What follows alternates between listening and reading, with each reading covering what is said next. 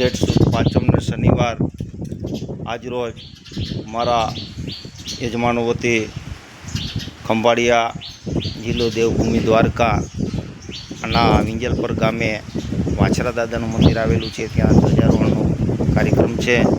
આજે ધજા ચડાવવાની છે દાદાને, અને ત્યાં દાદાના અનેરા પડચા છે. આજે વાછરા દાદાના દર્શન કરી લ્યો. જય વાછરા દાદા, જય કિશોર, જય વાછરા દાદા.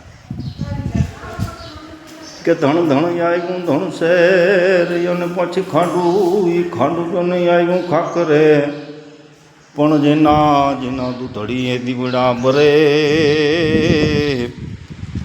અરે મારી વેગોળનું આવી વાછરા, જેના દૂધડીએ દીવડા બરે.